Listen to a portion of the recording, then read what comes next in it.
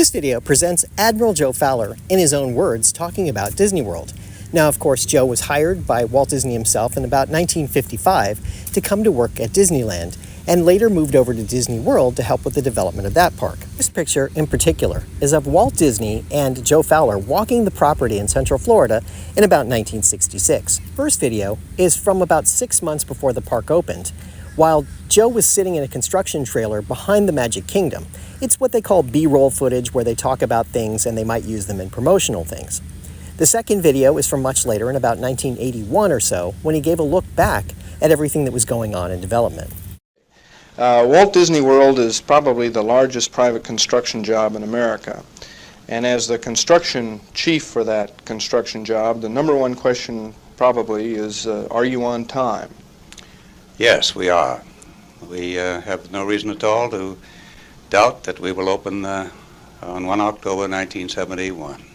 Now, when you open in October of this year, what will a guest find at Walt Disney World? What are the full dimensions of our Phase 1?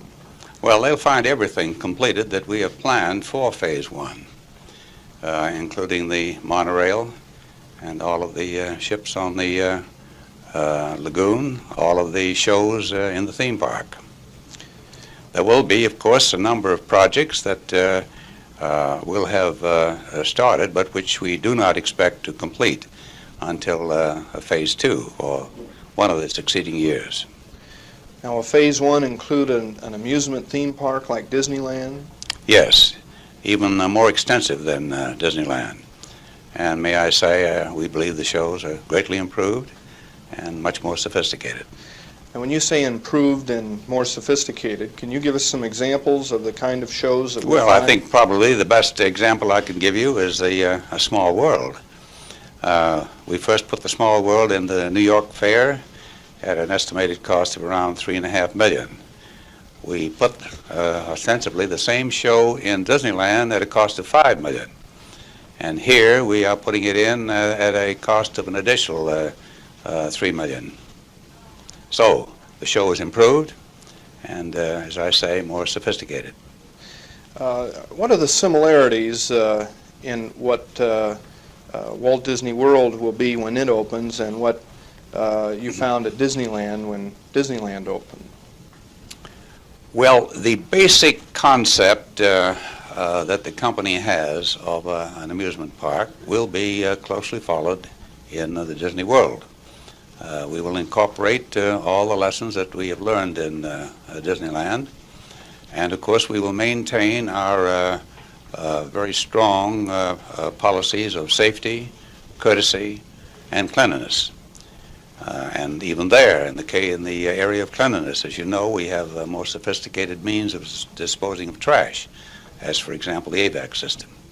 So, in summary, I would say that it will be an improved attraction over what we have at Disneyland. You mentioned the AVAC trash removal system. Can you name some other examples of where you are trying to pioneer in the area of ecology and conservation?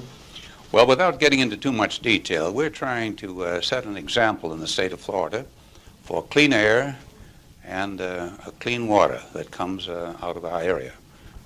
Both as regards drainage and as regards the disposition of the sewage. We're employing, in the case of most of our propulsion units, both on land and sea, either natural gas or steam, which, as you know, leaves very little contamination in the atmosphere. In the case of the storage plant, we have a very sophisticated plant, and the effluent from that will be brought back and used on the golf course so that the drainage coming from the site will have no impurities to go into the water for itself. Also within the theme park there are a number of other major attractions which are notably improvements over what we have at Disneyland. As for example the castle. The castle, as you doubtless have seen, is much more elaborate, it's higher, and furthermore, it houses a very excellent restaurant on the second story. In the case of Main Street, there we have substituted certain materials which, based upon experience, will be maintenance-free, fiberglass, and etc. Furthermore, on Main Street in the Disney World, the second stories are practical. We use those for offices. In Disneyland, they're merely supporting the facades that you see on the public sees in the street. In the case of the jungle ride, we have introduced the Cambodian ruins, which follows very closely, and after much research, the stories of the Far East. Does that cover pretty much what you... Along Main Street, this is an authentic turn-of-the-century town. Yes, yes, that follows the same theme of Disneyland. It's the turn of the century. You see the horse-drawn streetcars. You'll see the old variety store, the Emporium. You'll see the silent cinema and the penny arcade and the other things that were dear to the heart of many of our fathers and grandfathers. Okay. Now you mentioned the Navy. What dimensions is this Walt Disney World Navy? Well, we probably should recognize that the Walt Disney World is far more extensive. It has not only a theme park, but it has many other attractions, such as the large lake and the lagoon, the theme hotels, the Polynesian and the Contemporary, the rather large fleet that we'll have operating on those waters, including the two Osceola side wheel steamboats, which after a lot of research follow very closely the early steamboats, river steamboats in Florida. They'll carry some 200 passengers each. They'll have the old rocker arm propulsion, a single cylinder, and already we've had a tremendous amount of correspondence and interest on the part of people throughout the country. Then we will have 6 smaller steamers, the Voyageur class, which will carry about 40 passengers each. And we'll have a host of small sailboats and other watercraft, which I know that everyone will enjoy. You're using modular construction in the hotels. In the hotels, yes. This is a departure from anything that has been done before, inasmuch as the modular construction here is made of steel. And after it leaves the U.S. Steel Realty factory, it is practically completed, with the exception of the interior of the carpet and the furniture. But all of the utilities are in place, and it's merely a matter of connecting up the wiring and the piping as the unit is placed in its position. Okay. Okay. The cost of Disneyland when we opened was approximately $17 million. Although subsequently in the following 10 years we invested another $110 million. However, in the case of the Disney World, when we open, the construction costs will approximately $240 million. And added to that will be the cost of the hotels, and still further the cost of the drainage and the utilities provided by the district, which will probably total another $30 million. Well, maybe I should tell you that Walt passed away before we actually broke ground in the Disney World. But in the 2 years previous to that, we had toured that pasture land in a Jeep, and what he had planned and visualized is almost what you see today, including the location of Epcot. It was amazing. Now, the details were not all the same, because there was a time when Epcot, as you know, was covered by a great big glass dome. But maybe it would be well to go back just a bit and say that the acquisition of the property here in Florida was probably the best kept secret that has ever been known in this country.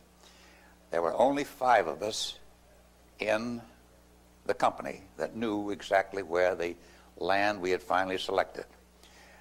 For some 2 years previous to that, we'd had a man, Bob Foster, who was stationed here in Florida, and he roamed, and we had 2 other associates. One was the head of the bank here that knew it was Disney, but other than that, nobody knew.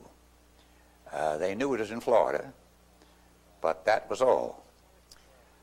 You see, for the first, and I find myself going back again, I think maybe this would be interesting to you. From the time we opened Disneyland, it was a great success. Oh my God, I must. When I divert. The land here in Florida. Oh, the land in Florida, yes. I used to tour. I bet I know more individual towns in the state of Florida than any other human being. Up and down one coast and the other. I came into Johnny's Corner one day.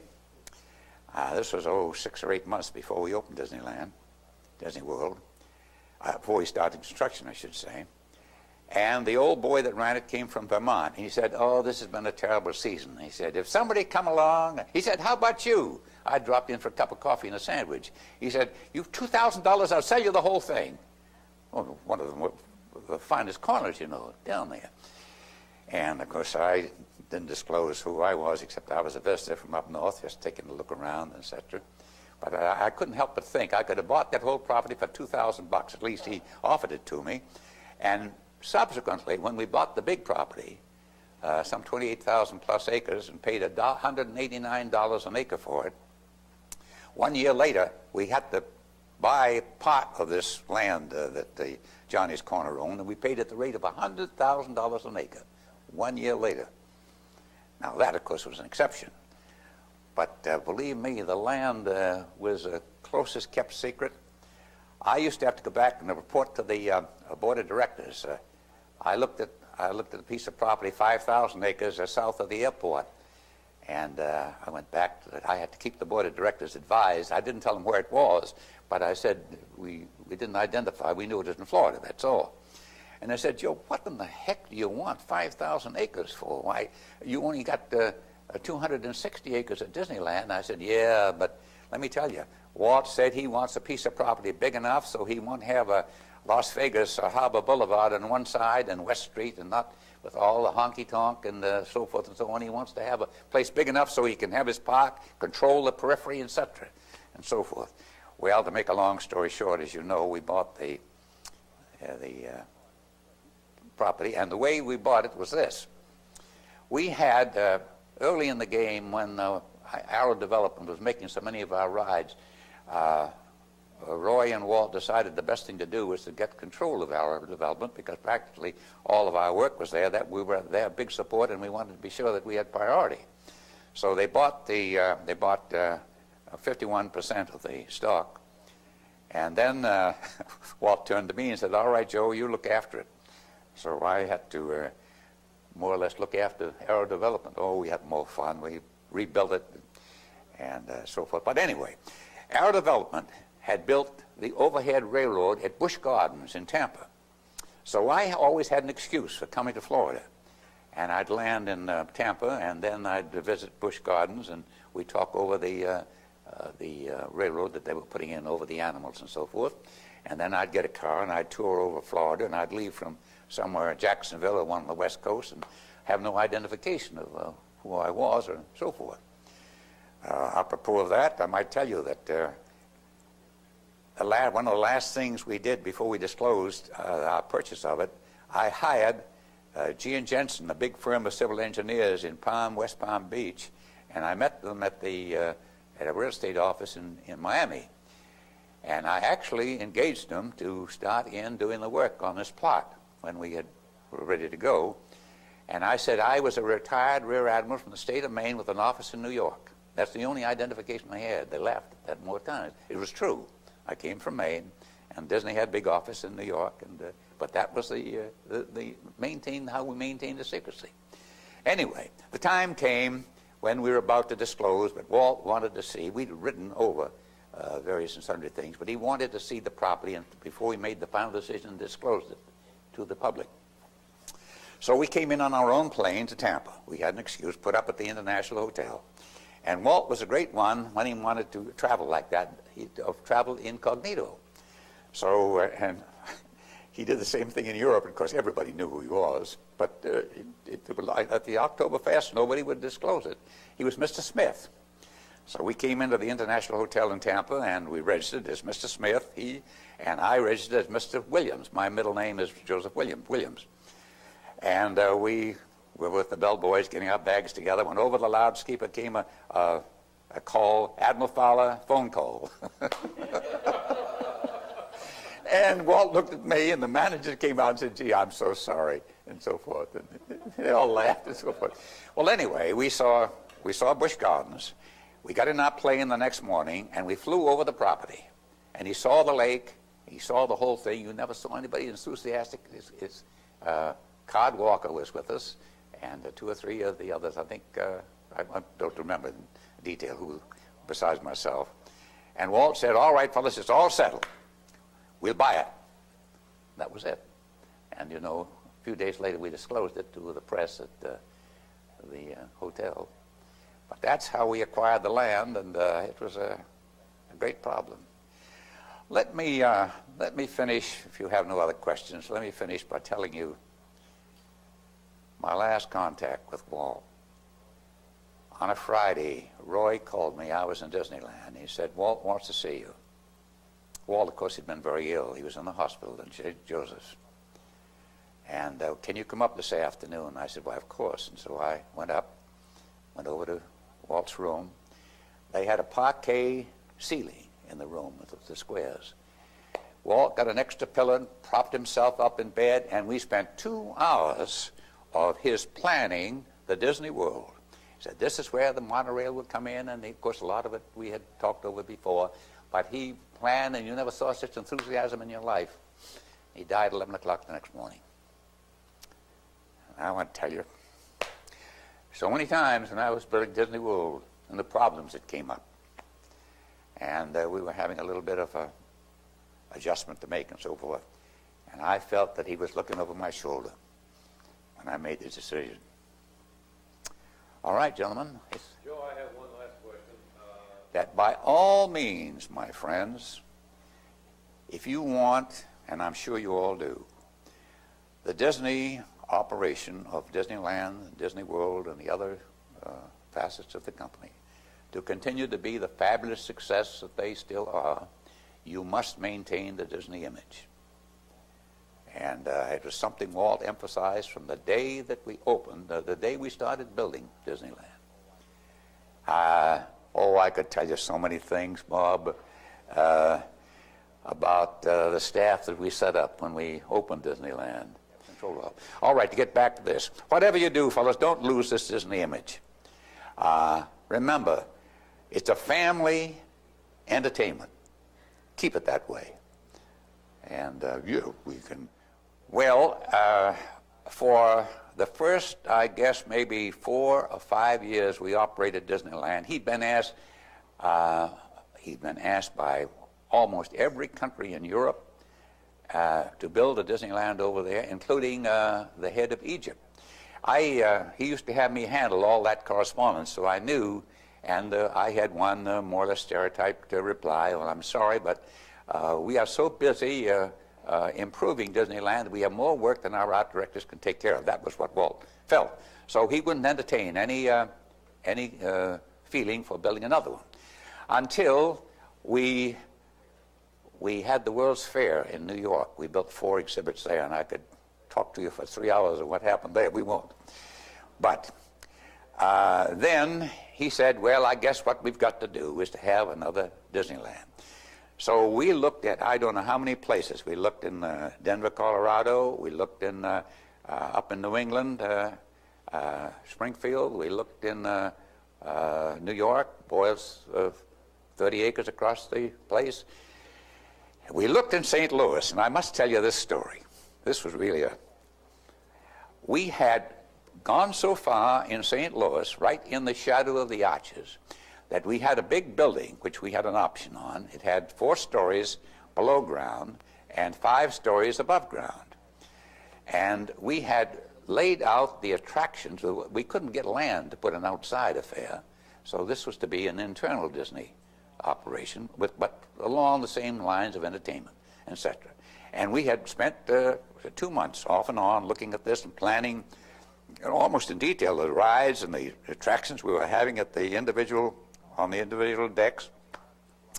It was only about 2 blocks from this Anheuser-Busch Stadium. And of course, he more or less was the great man in St. Louis.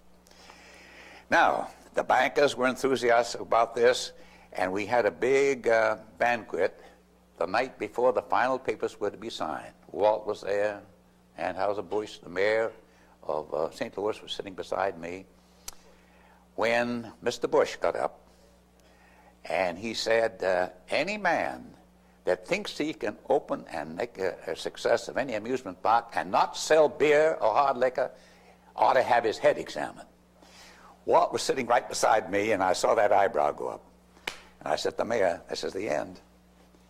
He said, oh, he was so mad at Bush. He said, I never can control that guy, and so forth. Sure enough, we embarked the next morning, and we had our own plane to go back to California. And Walt said, all right, fellas, forget it. No St. Louis. And that was all. Just like that. The bankers came out, I think 3 times, tried to get Walt to change his mind. No, so. And, of course, it's a wise thing when we went to Florida. But, we had some exciting times. Niagara Falls, New York. Well, I say I could talk for hours on those things. But anyway, all right.